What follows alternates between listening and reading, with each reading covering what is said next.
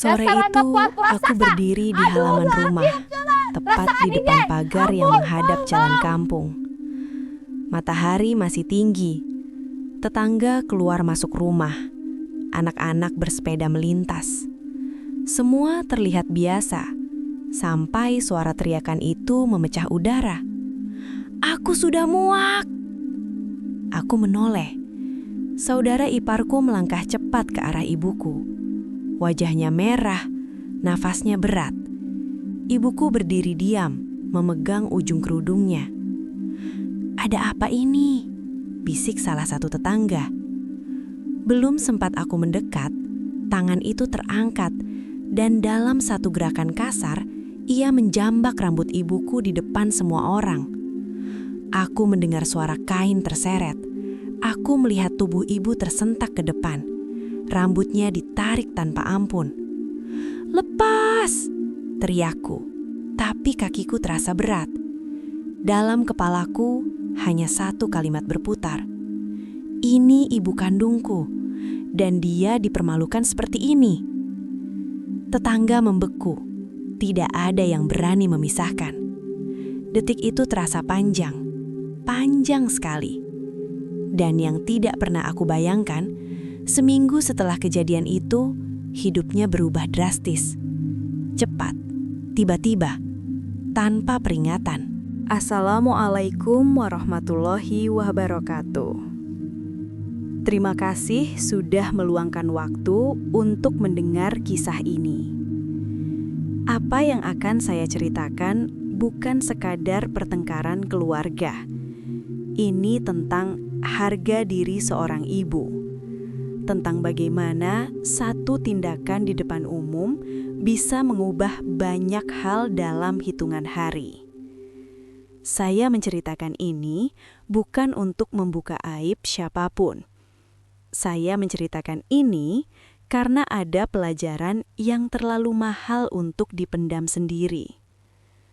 Sebelum kita masuk lebih dalam, saya ingin tahu.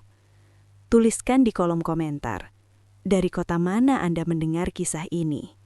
Apakah dari Jakarta, Surabaya, Makassar, Medan, atau mungkin dari kota kecil yang tenang tapi menyimpan banyak cerita? Dan kalau Anda percaya bahwa orang tua, terutama ibu, harus dihormati dalam keadaan apapun, tekan tombol like sekarang juga. Itu sederhana, tapi dukungan kecil seperti itu membuat kisah-kisah seperti ini bisa terus sampai ke lebih banyak hati. Kalau Anda baru pertama kali di sini, silahkan subscribe dan aktifkan lonceng notifikasi.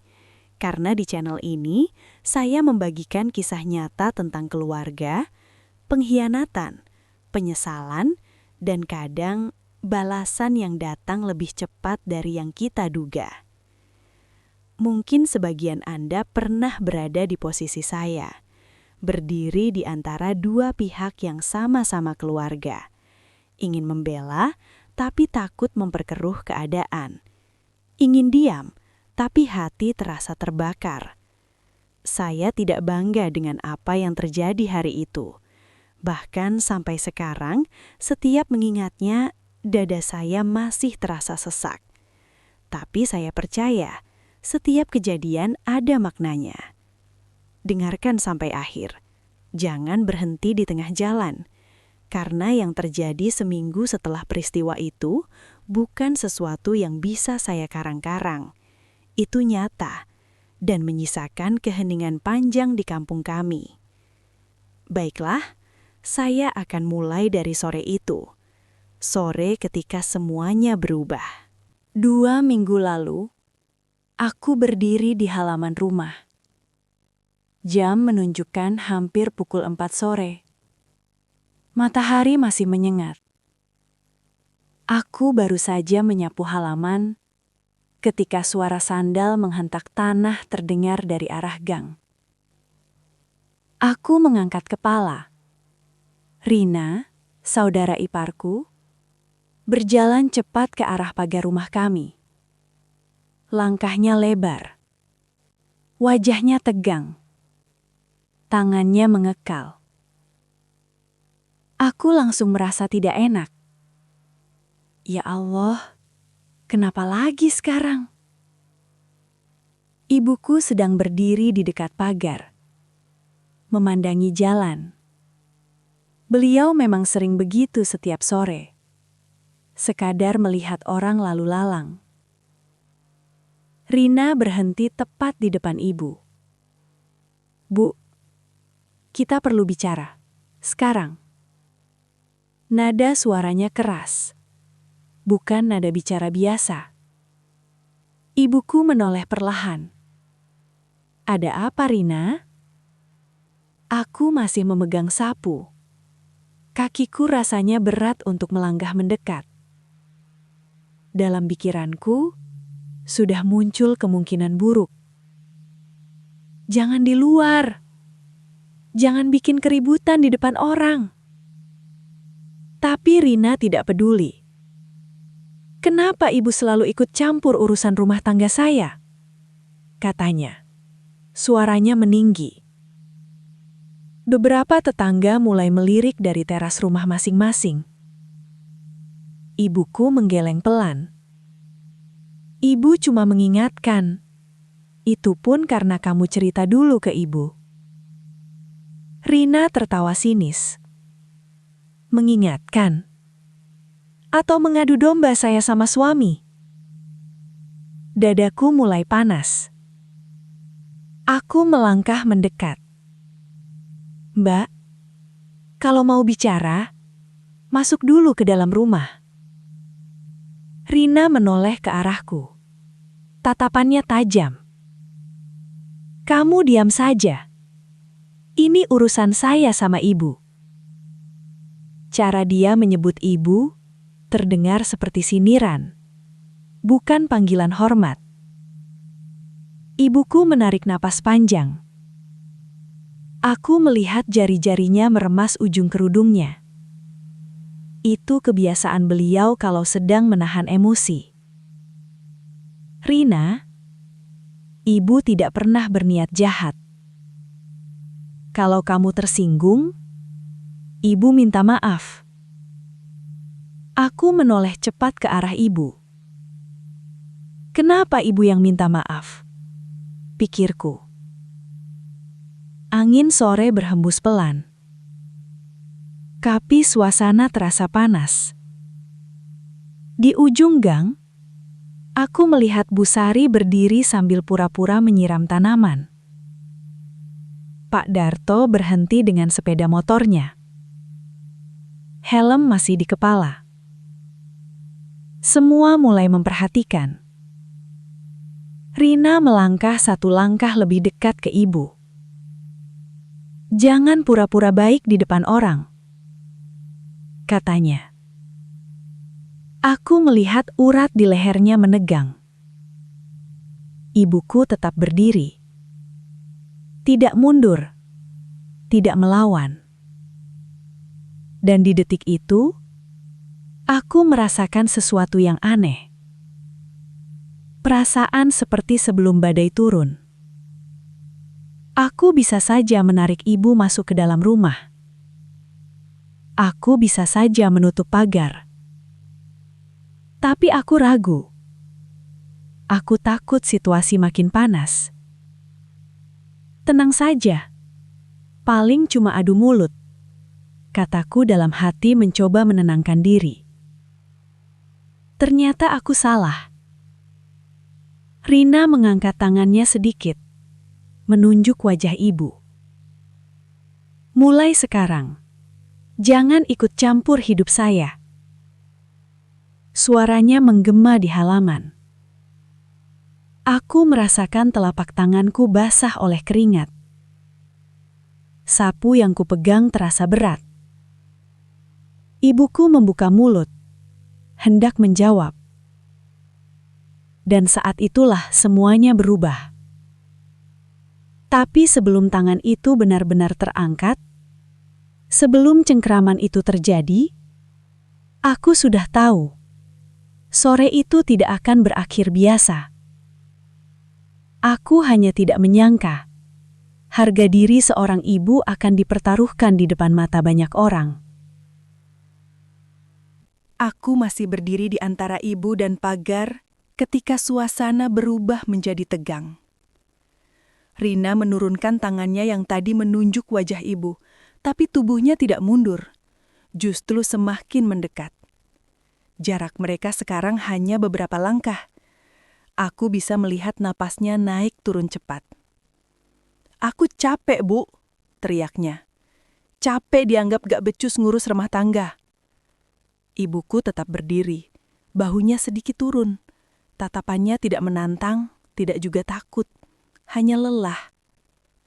"Ibu tidak pernah bilang kamu tidak becus," jawab ibu pelan. Jawaban itu tidak meredakan apa-apa. Rina tertawa pendek, sinis. "Jangan pura-pura mbak tahu. Setiap kali saya cerita, ibu selalu bela suami saya." Aku ingin memotong pembicaraan itu, tapi aku menahan diri. Dalam pikiranku, kalau aku ikut bicara, dia pasti tambah meledak. Beberapa tetangga kini berdiri lebih dekat. Aku mendengar bisik-bisik. "Kenapa ribut-ribut? Itu kan menantunya." Darahku terasa mendidih, tapi aku mencoba tetap rasional. Ini masih bisa dihentikan. Aku melangkah satu langkah ke depan. "Mbak, cukup. Kalau ada salah paham, kita bicarakan baik-baik." Rina menoleh tajam ke arahku. "Kamu jangan sok jadi pahlawan." Kalimat itu seperti tamparan. Aku melihat ibu mengangkat tangannya sedikit, seolah ingin menenangkan kami. "Sudah, jangan berteriak-teriak. Malu dilihat orang," ucap ibu pelan. Kalimat itu justru menjadi pemicu. "Malu? Sekarang ibu baru mikir malu?" Suara Rina makin keras. Dia melangkah cepat ke depan. Tangannya naik, gerakannya spontan, kasar, tanpa ragu. Aku melihat jari-jarinya terbuka, dan sebelum aku sempat meraih pergelangannya, dia menjambak rambut ibu. Bukan sekadar menarik, dia mencengkram kuat, menggulung rambut ibu di tangannya. Aku mendengar suara ibu tersentak. "Aduh!" Tubuh ibu tertarik ke depan, kerudungnya bergeser, bahunya condong hampir kehilangan keseimbangan. Semua terjadi begitu cepat, tapi terasa lambat di kepalaku. Suara sandal bergesekan di tanah. Suara napas ibu yang tersengal-sengal. Suara tetangga yang tiba-tiba terdiam. Pikiranku kosong sepersekian detik. Ini nyata. Dia benar-benar menjambak ibu. Aku melihat wajah Rina. Tidak ada ragu di sana. Tidak ada penyesalan. Hanya kemarahan mentah. "Jangan ikut campur hidup saya lagi," teriaknya sambil menarik lebih keras. Ibuku mencoba memegang tangan Rina, berusaha melepaskan cengkraman itu. Jari-jarinya gemetar. Aku merasa kakiku bergerak sendiri. "Lepaskan!" teriakku sambil menarik lengan Rina. Aku mencengkram pergelangan tangannya dan mencoba memaksanya melepas rambut ibu. Tapi cengkramannya kuat. Rambut ibu tertarik sampai beberapa helai terlepas. Aku mendengar suara Busari. "Astaghfirullah." Akhirnya, dengan seluruh tenaga, aku berhasil memisahkan tangan itu dari kepala ibu. Ibu terduduk di tanah. Tangannya langsung menutup bagian kepalanya. Napasnya cepat, tidak teratur. Aku berdiri di sampingnya. "Ibu, ibu nggak apa-apa?" Ibu tidak menjawab, hanya mengangguk kecil sambil menahan sakit. Aku berdiri lagi dan menatap Rina. Dadaku naik turun, tanganku gemetar. Kalau aku lepas kontrol sekarang, semuanya bisa lebih buruk. Rina menatapku balik. "Jangan macam-macam sama saya," katanya dingin. Di sekeliling kami, tetangga berdiri membentuk setengah lingkaran. Tidak ada yang mendekat, tidak ada yang benar-benar memisahkan. Suasana jadi sunyi, tapi sunyi yang tegang. Aku merasakan panas menjalar dari dada ke wajahku. Dia berani, di hadapan umum, tanpa takut. Rina merapikan bajunya seolah tidak terjadi apa-apa. "Mulai sekarang, jaga ibu kamu itu," katanya sambil melangkah mundur. Ibuku masih duduk di tanah. Aku membantu beliau berdiri, Tangannya dingin saat ku genggam. Rina berbalik dan berjalan pergi. Langkahnya cepat, tapi tidak panik. Seolah ia merasa benar. Dan di situ, di halaman rumah kami, di hadapan tetangga yang masih terdiam, aku merasakan satu hal yang tidak pernah kurasakan sebelumnya. Bukan hanya marah, tapi terluka.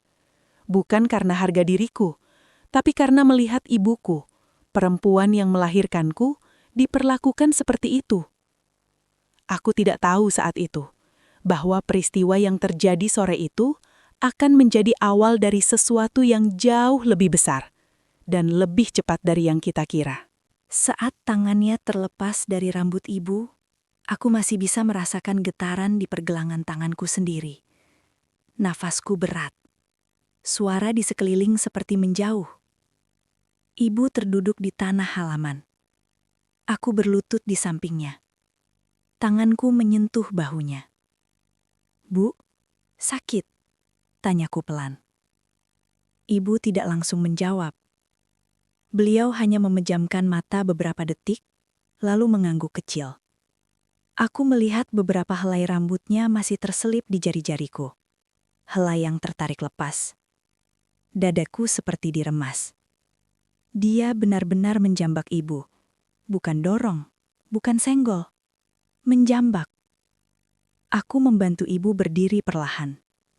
Lututnya tampak goyah. Tangannya masih menutup bagian kepala. Rina belum pergi jauh. Dia masih berdiri beberapa langkah dari pagar, menatap kami dengan rahang mengeras. "Jangan drama," katanya dingin. Kalimat itu membuat kepalaku mendidih. Aku berdiri menghadapnya. "Drama?" Suaraku bergetar. "Kamu baru saja menjambak ibu saya."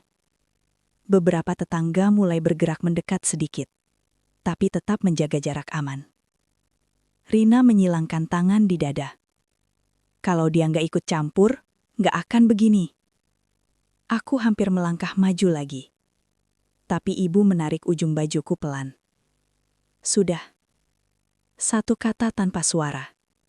Tapi aku mengerti maksudnya. Aku menoleh ke ibu. Wajahnya pucat. Bibirnya tipis menahan sakit. Dalam hati aku berteriak. Kenapa ibu selalu memilih diam? Kenapa bukan marah? Tapi ibu hanya berdiri tegak, mencoba mengembalikan martabatnya yang baru saja direbut di depan umum. Pak Darto akhirnya bersuara dari samping jalan. Sudah, jangan ribut di luar," katanya pelan, setengah ragu. Rina mendengus. "Saya cuma bela diri." Bela diri? Kalimat itu seperti tamparan kedua. Aku merasa dunia berhenti sejenak. Semua orang melihat. Semua orang tahu siapa yang menjambak siapa. Tapi tidak ada yang benar-benar menyatakan itu salah. Aku menggenggam tangan ibu lebih erat. "Ibu masuk dulu," kataku. Ibu melangkah pelan ke arah pintu. Aku mengiringinya. Punggungku terasa seperti ditembus tatapan orang-orang. Saat melewati ambang pintu, aku masih mendengar suara Rina dari luar. "Ingat itu, jangan ikut campur lagi." Pintu kututup lebih keras dari biasanya. Di dalam rumah, suasana berubah jadi hening. Aku memutar badan dan melihat ibu bersandar pada dinding ruang tamu. Nafasnya belum stabil. Tangannya masih menyentuh kepalanya. Aku mendekat. "Bu, duduk dulu." Ibu duduk di kursi. Aku berlutut di depannya. Tanganku menyibakkan pelan rambutnya untuk melihat apakah ada luka. Kulit kepalanya memerah di satu sisi. Melihat itu, tenggorokanku terasa sempit. Harusnya aku lebih cepat narik dia. Gumamku. Ibu menatapku. "Sudah, jangan diperpanjang." Aku menahan nafas. "Tidak, Bu. Ini bukan soal orang lupa atau tidak. Ini soal harga diri." Dari jendela, Aku bisa melihat beberapa tetangga masih berdiri di luar, berbicara pelan satu sama lain. Aku bisa membayangkan kalimat-kalimat itu. Berani banget. Kasihan ibunya. Pasti ada sebabnya. Kalimat terakhir itu yang paling menyakitkan. Pasti ada sebabnya. Seolah-olah tindakan menjambak seorang ibu bisa dibenarkan oleh sebab apapun. Ibu menyandarkan punggungnya ke kursi dan menghembuskan nafas panjang. Bahunya naik turun pelan. Aku duduk di lantai, bersandar di lututnya. "Bu, kenapa ibu nggak marah?" Tanyaku lirih. Ibu terdiam lama. Lalu pelan berkata, "Kalau ibu marah, apa yang berubah?" Aku tidak bisa menjawab. Di luar, suara motor Rina akhirnya terdengar menjauh. Sunyi menggantung di ruang tamu kami. Dan di detik-detik itulah, aku merasakan sesuatu yang tidak pernah kurasakan sebelumnya. Bukan sekedar amarah, tapi tekad. Kalau hari ini aku hanya diam, kejadian seperti ini bisa terulang. Bukan hanya pada ibu, tapi pada siapapun yang dianggap lemah.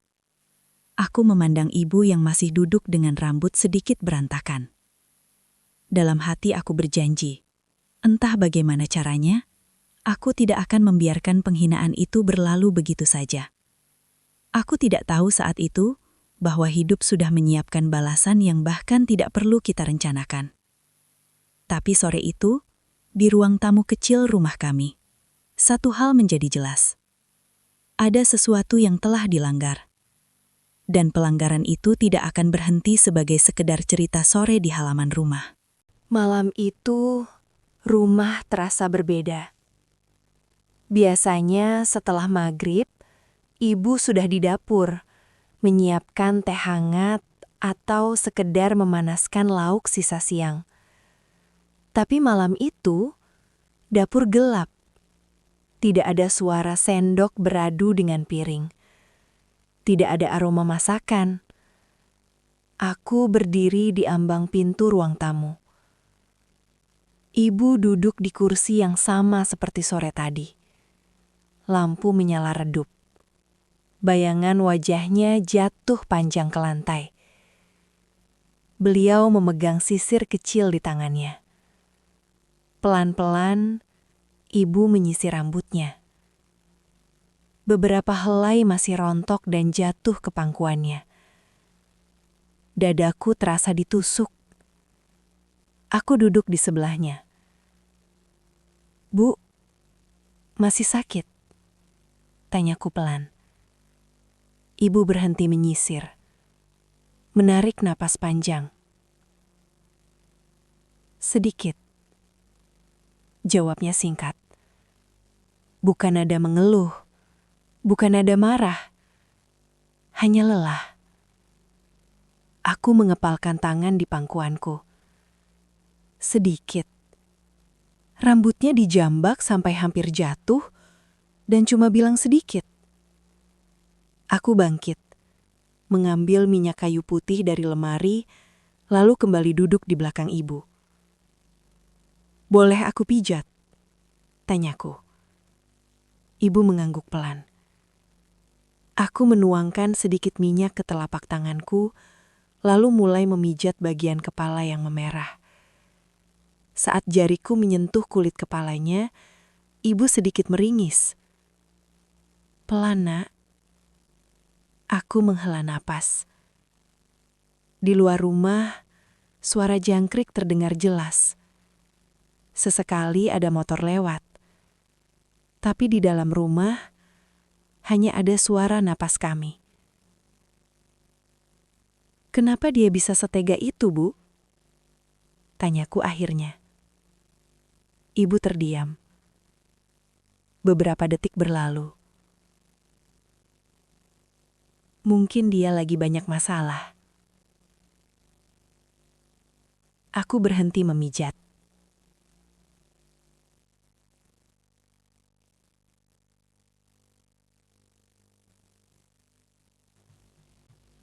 Pagi setelah kejadian itu terasa aneh. Biasanya, aku keluar rumah dengan langkah biasa saja. Menyapu halaman, membeli sayur, menyapa tetangga. Tapi pagi itu, begitu pintuku buka, aku langsung merasakan udara yang berbeda. Bukan karena cuaca, karena tatapan. Bu Sari yang biasanya cerewet pagi-pagi, kali ini hanya tersenyum tipis. Senyumnya tidak lepas, hanya sebatas formalitas. "Gimana kabarnya, Nak?" tanyanya pelan. "Baik, Bu," jawabku singkat. Aku tahu maksud pertanyaannya bukan tentang kesehatanku. Di ujung gang, 2 ibu-ibu berdiri dekat warung kecil. Begitu aku lewat, suara mereka mengecil. Aku tidak perlu dengar jelas untuk tahu topiknya. Sudah mulai. Aku berjalan ke warung untuk membeli gula. Di sana sudah ada 3 orang. Pak Darto berdiri sambil memegang kopi sachet. Bu Lina menata uang receh di meja. Dan satu lagi, tetangga yang kemarin berdiri paling depan saat kejadian. Begitu aku masuk, hening sepersekian detik. Bu Lina yang pertama bicara. "Kemarin itu rame banget ya," katanya setengah hati. Aku menarik napas. "Iya." "Kasihan ibunya," tambahnya. Pak Darto menyahut. "Tapi pasti ada sebabnya kan?" Kalimat itu lagi. Aku menoleh pelan ke arahnya. Sebab apapun, menjambak orang tua di depan umum tetap salah, Pak. Suasana langsung kaku. Pak Darto mengangguk kecil. Mungkin tidak menyangka aku akan menjawab tegas. Aku membayar gula dan keluar. Di jalan, aku melihat Rina berdiri di depan rumahnya. Dia sedang menyapu halaman seperti biasa. Wajahnya datar. Tidak ada tanda bersalah, tidak ada tanda gelisah. Dia melihatku. Tatapan kami bertemu beberapa detik. Tidak ada senyum, tidak ada sapaan.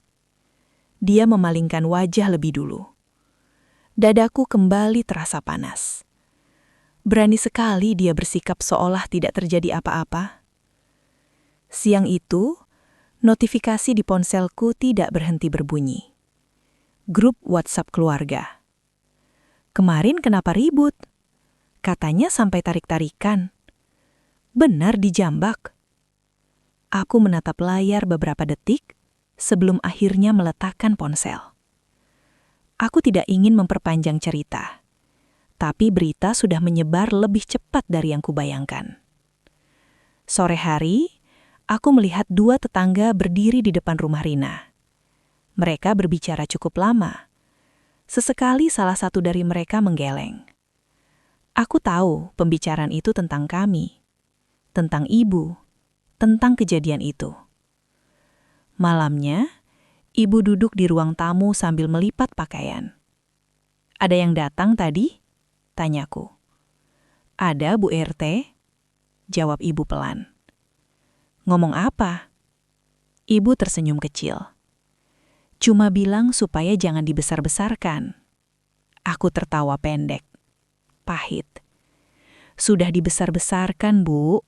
Sekampung tahu." Ibu tetap melipat pakaian dengan tenang. "Apa yang orang pikirkan bukan urusan kita." Aku memandang wajahnya. Bagaimana bisa beliau setenang itu, sementara aku merasa seperti membawa bara di dada.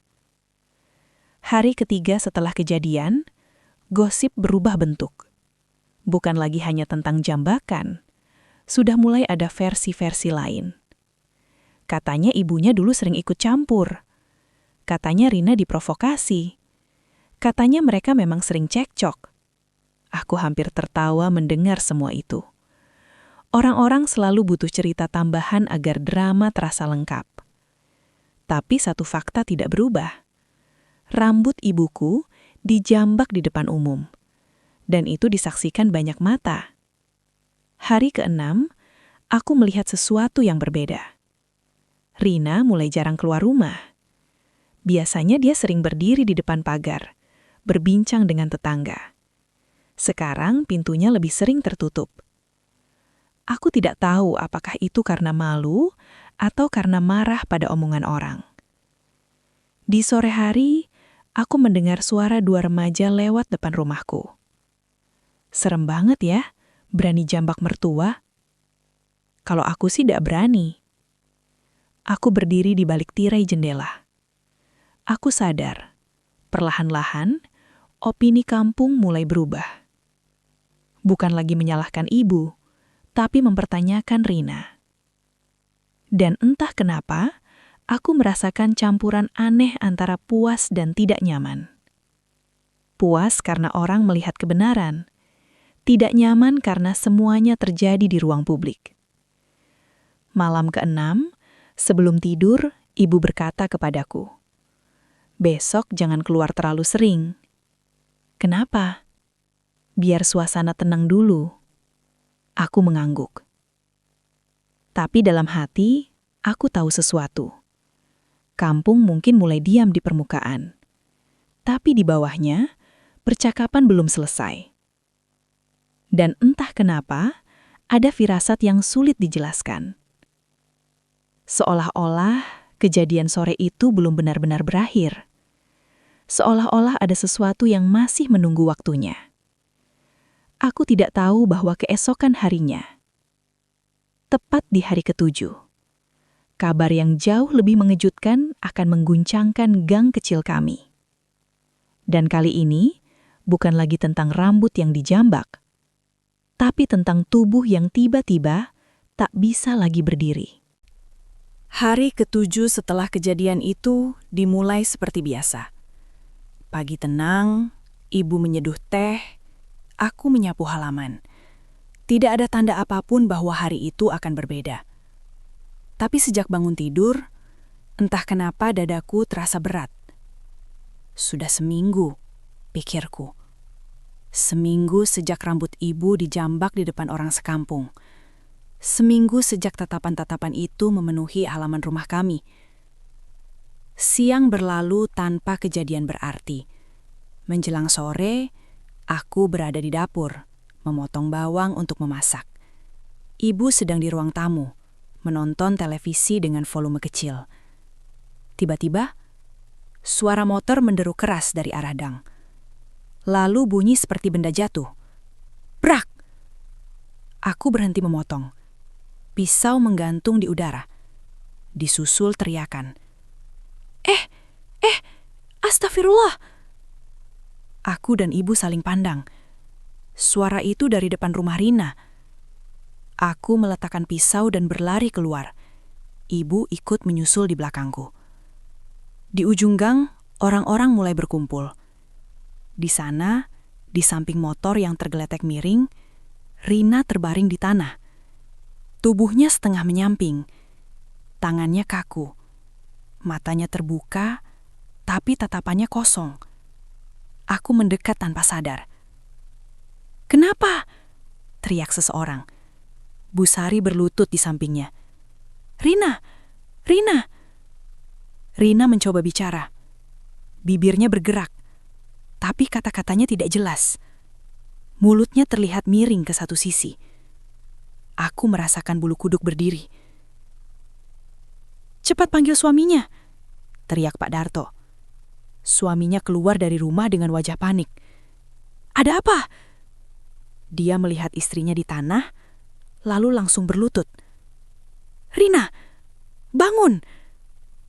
Rina mencoba mengangkat tangan kirinya, tapi tangan itu tidak bergerak. Hanya jari-jari kanannya yang sedikit gemetar. Aku menelan ludah. Dalam kepalaku, muncul satu kata yang menakutkan. Stroke. Suaminya memegang wajahnya. "Bisa dengar aku?" Rina berkedip pelan. Orang-orang mulai berbicara bersahut-sahutan. "Cepat bawa ke rumah sakit. Angkat pelan-pelan." Aku berdiri beberapa langkah dari mereka. Ibu berdiri di sampingku. Wajah ibu tidak menunjukkan apa-apa. Tidak senang, Tidak kaget berlebihan. Hanya diam. Rina diangkat ke mobil tetangga karena ambulans belum datang. Tubuhnya terlihat lemas di satu sisi. Sebelum pintu mobil ditutup, matanya sempat bergerak ke arah kami. Tatapan itu berbeda. Tidak ada angkuh, tidak ada keras. Ada ketakutan. Mobil melaju cepat keluar gang. Suasana mendadak hening. Orang-orang masih berdiri di tempat, saling menatap dengan satu pertanyaan yang sama di kepala mereka. Baru seminggu ya? Bu Sari berbisik pelan. Cukup keras untuk terdengar. Kalimat itu menggantung. Tidak ada yang menjawab.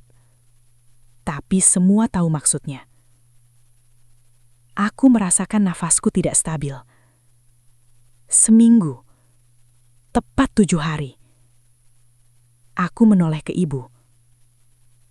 Beliau masih berdiri tegak, tangan terlipat di depan perut.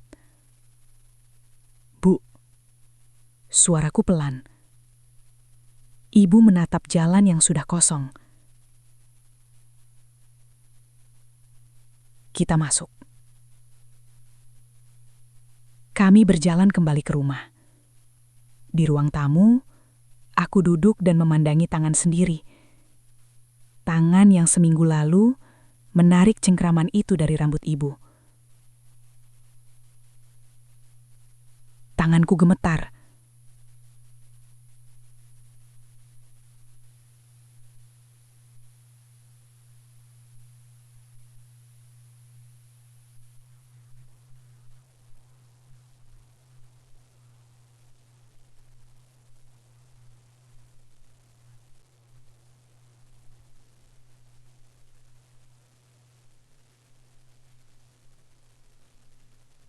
Malam itu, setelah maghrib, aku berdiri di lorong rumah sakit. Lampunya putih terang. Bau antiseptik menusuk hidung. Suara sepatu beradu dengan lantai keramik terdengar berulang-ulang. Aku tidak tahu kenapa aku datang. Mungkin karena rasa kemanusiaan. Mungkin karena rasa penasaran. Atau mungkin karena hatiku belum benar-benar tenang. Ibu berdiri di sampingku. Tangannya memegang tas kecil. Wajahnya tetap datar. Di ujung lorong, aku melihat suami Rina mondar-mandir.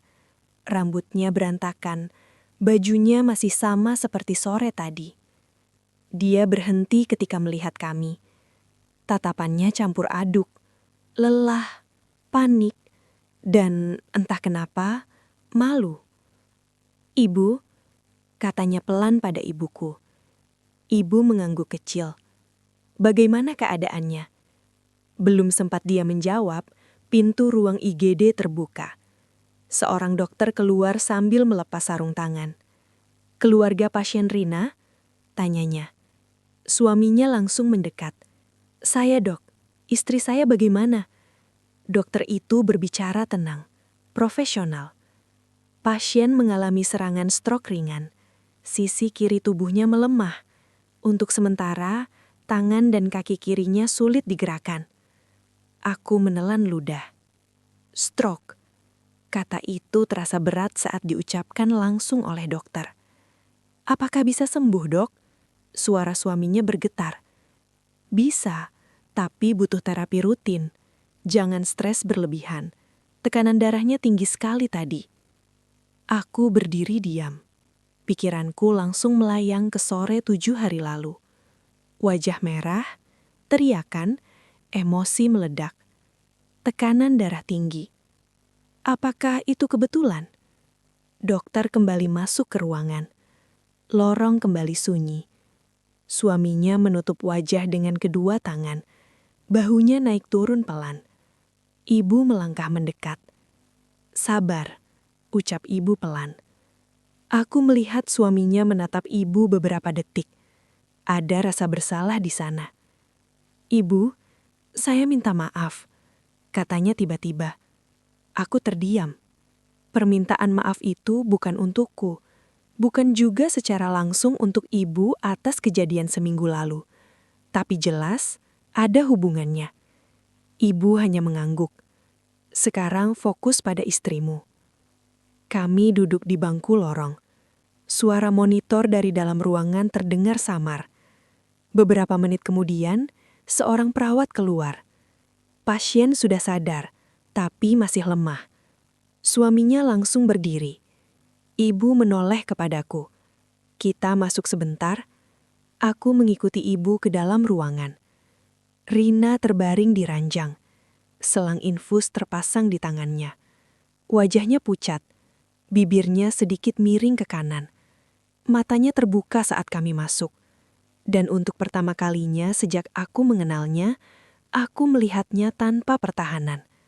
Tanpa keras kepala, tanpa angkuh. Hanya ketakutan. Ibu, suaranya pelan, terdengar berat. Aku melihat tangannya mencoba bergerak. Tangan kanan bisa sedikit terangkat. Tangan kiri diam. Benar-benar diam. Aku berdiri di samping ranjang tidak tahu harus bersikap bagaimana. Bagian diriku masih mengingat jambakan itu. Bagian lain melihat seorang manusia yang sedang tidak berdaya. Ibu melangkah mendekat. Iya, jawab ibu pelan. Rina mencoba menelan ludah. Saya, katanya terputus-putus. Air matanya mengalir perlahan. Aku bisa melihat rahangnya bergetar. Tangan kanannya bergerak sedikit seperti ingin menggenggam sesuatu. Tapi sisi kirinya tetap tak bereaksi. Aku merasakan sesuatu yang aneh di dadaku. Bukan kepuasan, bukan juga simpati penuh. Tapi kesadaran. Hidup bisa berbalik cepat. Sangat cepat. Ibu berdiri di samping ranjang. Tidak memarahi, tidak mengungkit apa-apa. Hanya diam. Dan dalam diam itu, suasana jauh lebih berat daripada 1000 kata. Rina menatap ibu dengan mata basah. Tatapan yang berbeda dari tatapan 7 hari lalu. Kalau dulu ada api, sekarang ada takut. Aku melirik ke arah monitor di samping ranjang. Detak jantungnya stabil, tapi lambat. Suaminya berdiri di sudut ruangan. Tak bersuara. Beberapa detik terasa panjang.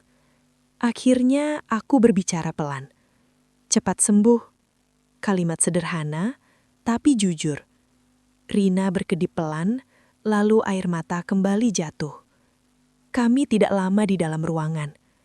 Saat keluar kembali ke lorong, aku merasa langkahku berat. Ibu berjalan di depanku. Bu, panggilku. Ibu berhenti. Kalau ini bukan kebetulan, tanyaku irih. Ibu menatapku. Kita tidak usah menilai cara Tuhan bekerja. Jawaban itu membuatku terdiam. Di luar rumah sakit, udara malam terasa dingin. Lampu-lampu kota menyala seperti biasa. Orang-orang lalu lalang tanpa tahu drama kecil yang baru saja terjadi di gang kami. Aku masuk ke mobil dengan pikiran penuh. Seminggu lalu, aku berdiri di halaman rumah, marah dan ingin membalas. Sekarang, aku berdiri di lorong rumah sakit melihat orang yang sama tak bisa menggerakkan separuh tubuhnya. Hidup benar-benar tidak butuh waktu lama untuk membalikkan keadaan. Dan di dalam hati kecilku, muncul satu pertanyaan yang tidak berani kuucapkan keras-keras. Apakah ini akhir dari semuanya? Atau justru awal dari sesuatu yang lebih besar? 2 hari setelah Rina dirawat, ibu berkata padaku pagi itu, "Kita jenguk lagi." Aku sedang menuang air panas ke gelas. Tanganku berhenti sebentar. "Sekarang?" tanyaku. "Iya, jangan terlalu lama menunggu." Aku tahu maksudnya. Semakin lama menunggu, semakin berat suasananya. Kami tiba di rumah sakit menjelang siang. Kali ini suasananya lebih tenang. Tidak ada kepanikan seperti malam pertama. Di depan kamar rawat, aku melihat suami Rina duduk di kursi plastik. Wajahnya terlihat lebih letih dari sebelumnya. Dia berdiri ketika melihat kami. "Silahkan, Bu." Dia sudah dipindah ke kamar rawat biasa. Nada suaranya tidak lagi tegang, lebih lembut. Aku masuk lebih dulu, diikuti ibu. Rina terbaring di ranjang dekat jendela. Tirai setengah terbuka, cahaya matahari masuk tipis. Ia menoleh perlahan ketika pintu terbuka. Gerakannya kaku. Sisi kiri tubuhnya masih belum banyak berubah. Tangan kirinya terbaring diam di atas selimut. Begitu melihat ibu, matanya langsung berkaca-kaca. Ruangan itu mendadak terasa sangat sunyi. Tidak ada suara televisi. Tidak ada suara orang lain. Hanya detak mesin infus dan nafasnya yang pelan. Ibu melangkah mendekat ke sisi ranjang. Aku berdiri di ujung kaki tempat tidur, menjaga jarak. Beberapa detik tidak ada yang bicara. Rina membuka mulut, tapi suaranya masih berat. "Ibu," kata itu keluar dengan susah payah. Aku melihat bibirnya bergetar. Ibu menjawab tenang. "Iya." Rina mencoba mengangkat tangan kanannya. Gerakannya lambat, gemetar. Seperti orang yang belajar menggerakkan tubuhnya lagi dari awal. Tangannya berhenti di udara. Tidak sampai menggenggam apapun. "Saya salah," katanya terputus-putus. Kalimat itu terdengar berat. Bukan hanya karena kondisi fisiknya, tapi karena egonya yang seperti runtuh. Aku merasakan sesuatu bergerak di dadaku. Selama seminggu, aku membayangkan banyak skenario. Membayangkan dia datang meminta maaf, membayangkan aku membalas dengan kata-kata keras. Tapi melihatnya sekarang, di atas ranjang, tak berdaya seperti ini, semua bayangan itu terasa tidak relevan. Ibu menarik kursi dan duduk di samping ranjang. "Ibu sudah dengar dari dokter," kata ibu pelan. "Kamu harus banyak istirahat." Rina menggeleng kecil. Air mata mengalir lagi.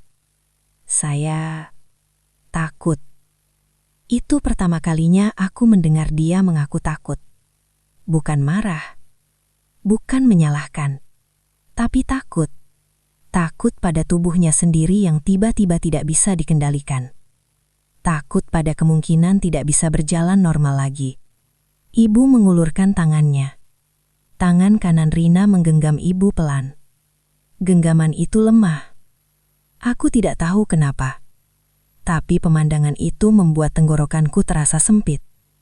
Tangan yang sama seminggu lalu menjambak rambut ibu, sekarang menggenggam tangan itu dengan gemetar. "Ibu memaafkan kamu," ucap ibu dengan suara yang sama tenangnya seperti malam di rumah. Rina menutup mata. Tangisnya tidak keras. Hanya bahunya yang naik turun pelan. Aku berdiri diam. Di dalam pikiranku, ada konflik kecil. Sebagian diriku masih menyimpan marah. Sebagian lagi melihat ini sebagai titik hancurnya kesombongan. Aku melangkah sedikit mendekat. "Dokter bilang harus terapi rutin," kataku singkat. Mencoba menjaga nada netral. Rina menoleh kepadaku. Tatapannya berbeda dari biasanya. Tidak ada sinis. Tidak ada tajam. Hanya lelah. "Saya nggak nyangka," bisiknya. Aku menjawab dalam hati. "Kami juga tidak." Tapi aku tidak mengucapkannya. Ruangan itu terasa penuh oleh sesuatu yang tidak terlihat. Bukan dendam. Bukan kemenangan. Tapi kesadaran. Hidup tidak perlu waktu lama untuk mengingatkan. Ibu berdiri setelah beberapa menit. "Kita pulang dulu. Kamu fokus sembuh." Rina menggeleng pelan. Sebelum kami keluar, ia berkata lirih, "Terima kasih. Sudah datang." Aku berhenti di ambang pintu. Melihat sekali lagi ke arah ranjang itu. Tubuh yang dulu berdiri tegak dengan suara keras, sekarang terbaring dan belajar bicara pelan. Di lorong rumah sakit, aku berjalan berdampingan dengan ibu. "Bu, ibu benar-benar gak marah?" tanyaku. Ibu tidak langsung menjawab. Kami berjalan beberapa langkah lagi. Sebelum beliau berkata, "Marah tidak mengembalikan apa-apa. Aku terdiam. Di parkiran rumah sakit, angin siang terasa hangat. Aku menatap langit beberapa detik. 1 minggu lalu, aku berdiri di halaman rumah dengan hati penuh bara. Sekarang, aku berdiri di sini dengan hati yang justru terasa berat oleh empati. Bukan karena lupa, tapi karena melihat langsung bagaimana cepatnya keadaan bisa berubah.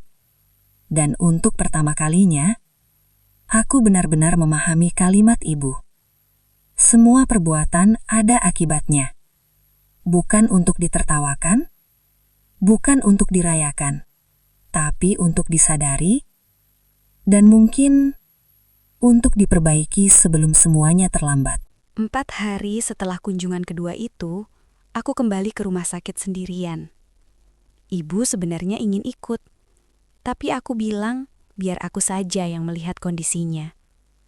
Entah kenapa, aku merasa perlu berbicara langsung dengannya. Tanpa banyak orang, tanpa saksi. Lorong rumah sakit siang itu lebih ramai. Suara troli obat terdorong, perawat berjalan cepat. Keluarga pasien duduk dengan wajah lelah. Aku berhenti di depan pintu kamarnya. Menarik nafas, lalu mengetuk pelan. Masuk. Suara itu terdengar lebih jelas dari sebelumnya, tapi masih berat. Aku membuka pintu. Rina duduk setengah bersandar, bantal menopang punggungnya.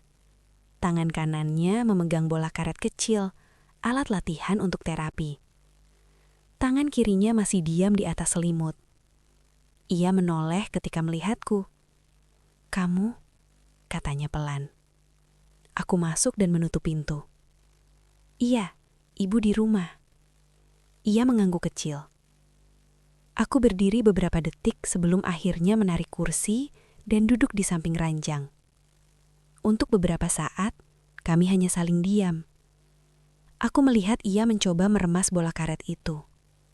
Gerakan tangan kanannya cukup kuat, tapi saat mencoba menggerakkan sisi kirinya, hampir tidak ada respons. Wajahnya menegang. "Aku nggak bisa rasain ini," katanya lirih sambil menyentuh lengannya sendiri. Aku memperhatikan tanpa komentar. Beberapa detik kemudian, ia berkata lagi, lebih pelan. "Aku takut nggak bisa normal lagi." Nada suaranya tidak lagi tinggi seperti dulu. Tidak ada tekanan. Hanya jujur. Aku akhirnya bicara. "Dokter bilang bisa sembuh kalau terapi rutin." Ia tertawa kecil. Tertawa yang pahit. "Dulu aku selalu merasa kuat," katanya. "Gak pernah kepikiran bisa jatuh kayak gini." Kalimat itu menggantung di antara kami. Aku menatap wajahnya. "Kenapa waktu itu kamu lakukan itu?" tanyaku langsung. Ia berhenti meremas bola karet. Tangannya diam. Matanya menatap selimut beberapa detik. "Aku marah," jawabnya singkat. "Marah sampai menjambak ibu." Ia menelan ludah. Aku merasa disudutkan, merasa semua orang lebih percaya suamiku daripada aku. Aku menyandarkan punggung ke kursi. "Itu alasan buat menyentuh orang tua?" Ia menggeleng pelan. Air matanya mulai mengalir lagi. "Enggak." Suasana kembali sunyi. Ia menarik nafas dalam-dalam seperti mengumpulkan keberanian. "Aku malu," katanya akhirnya. "Setiap malam aku kepikiran wajah ibu kamu waktu aku tarik rambutnya." Kalimat itu membuatku sedikit terdiam. Aku lihat orang-orang nonton, tapi aku tetap gak berhenti. Ia memejamkan mata. Aku gak tahu kenapa aku bisa segitu kasarnya. Aku tidak menjawab. Ia membuka mata dan menatapku. "Waktu aku jatuh kemarin, yang pertama kepikiran di kepalaku cuma satu." "Apa?" tanyaku. Aku ingat kejadian itu. Ia terdiam sebentar, lalu melanjutkan dengan suara bergetar. "Aku takut itu balasan. Aku merasakan udara di ruangan menjadi lebih berat. Aku tidak langsung menyetujui, tidak juga menyangkal. Aku nggak tahu soal balasan atau bukan, tapi yang jelas, kamu melukai orang yang nggak pantas dilukai. Ia mengangguk pelan. Saya salah. Kata itu keluar lebih tegas kali ini. Bukan sekedar pengakuan setengah hati. Benar-benar pengakuan. Aku minta maaf sama kamu juga, katanya. Aku mengangkat alis sedikit. Karena aku tahu, kamu pasti paling sakit lihat itu. Kalimat itu membuat dadaku sedikit longgar. Ia mencoba menggerakkan tangan kirinya lagi. Tidak bergerak. Aku harus belajar dari nol, katanya pelan. Belajar gerak lagi, belajar sabar. Aku berdiri dan berjalan ke jendela, melihat keluar beberapa detik.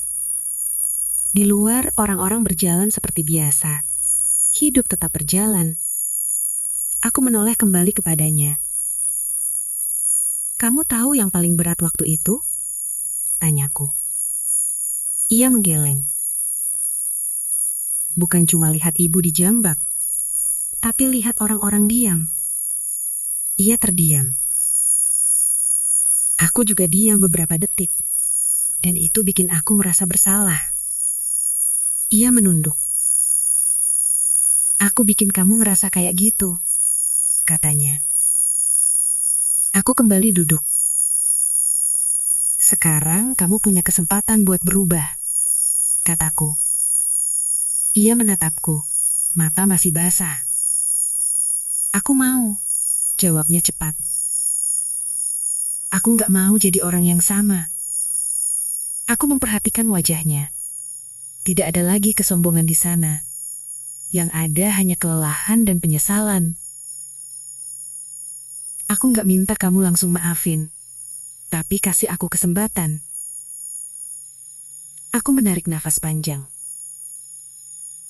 Maaf itu bukan buat aku. Itu buat ibu. Ia mengangguk.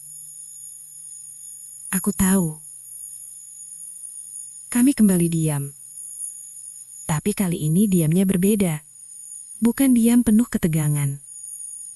Tapi diam setelah sesuatu yang lama bertahan akhirnya diucapkan. Sebelum aku keluar ruangan, ia berkata pelan. Terima kasih sudah datang. Aku berhenti di pintu.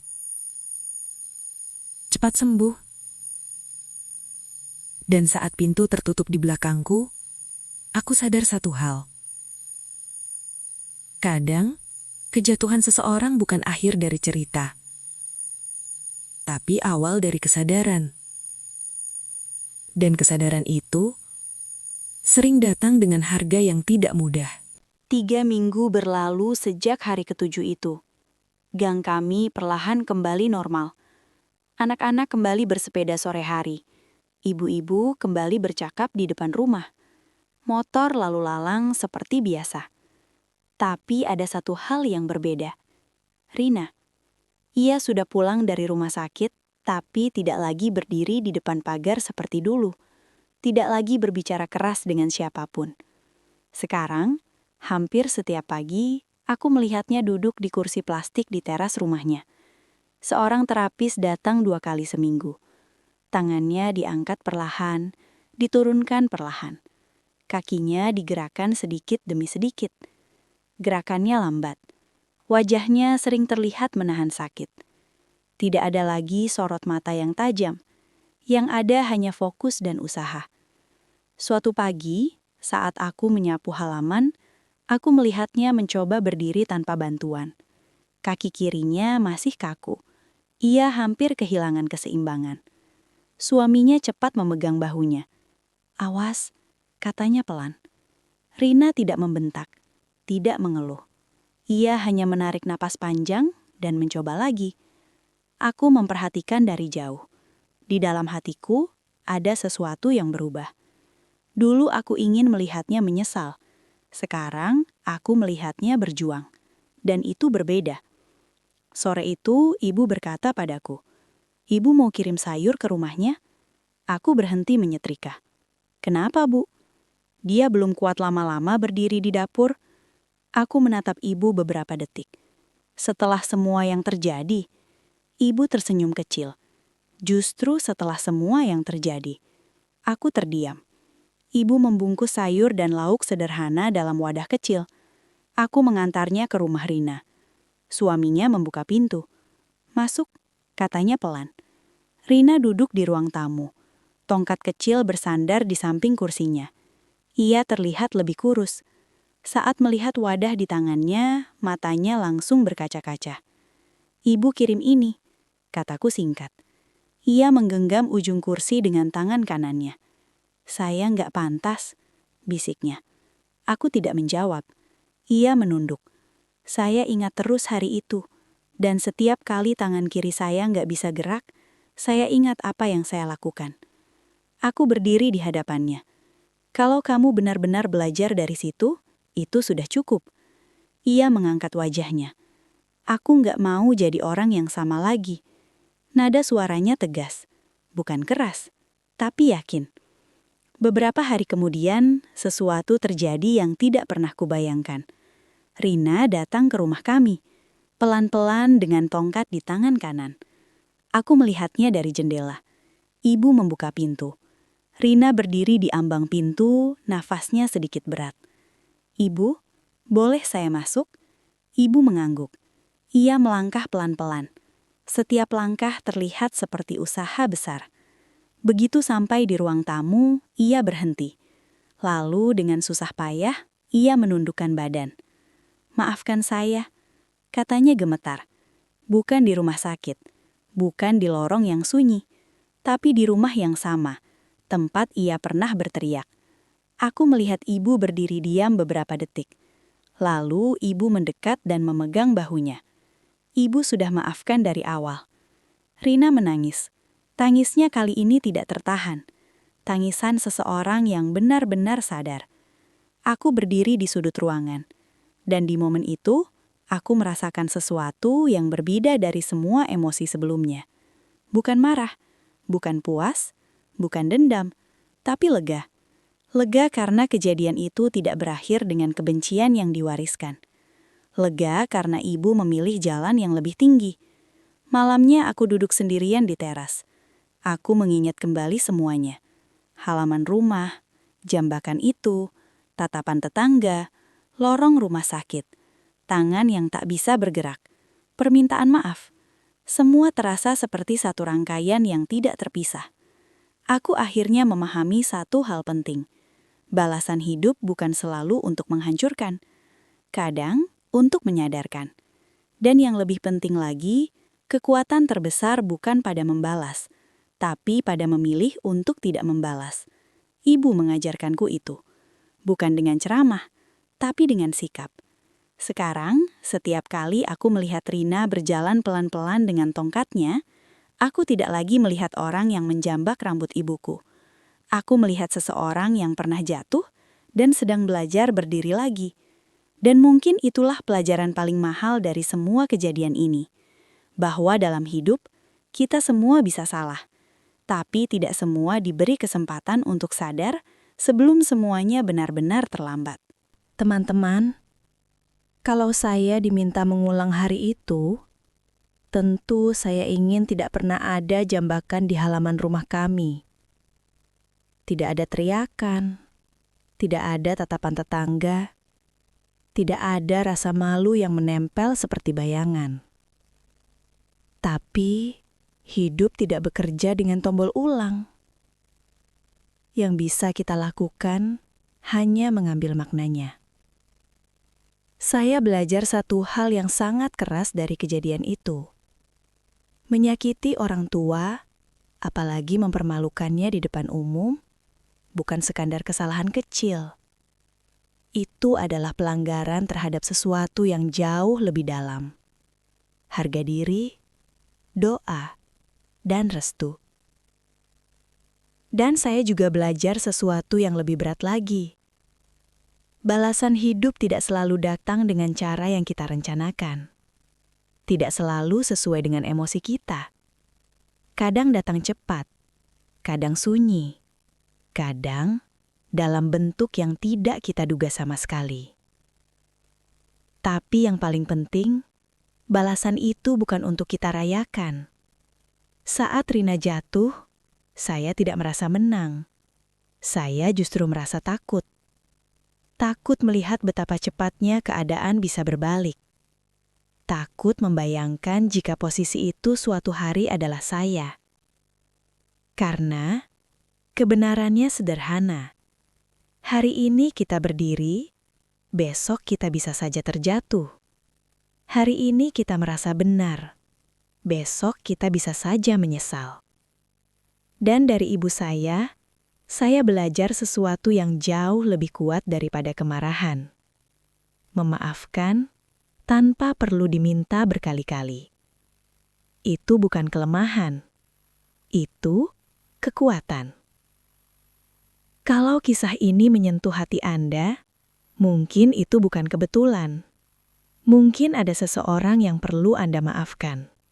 Atau mungkin ada seseorang yang perlu segera Anda hormati sebelum semuanya terlambat. Terima kasih sudah mendengarkan sampai akhir. Tuliskan di komentar pelajaran apa yang paling Anda rasakan dari cerita ini. Saya membaca semuanya. Sampai jumpa di kisah berikutnya. Semoga kita semua dijaga hati dan sikapnya.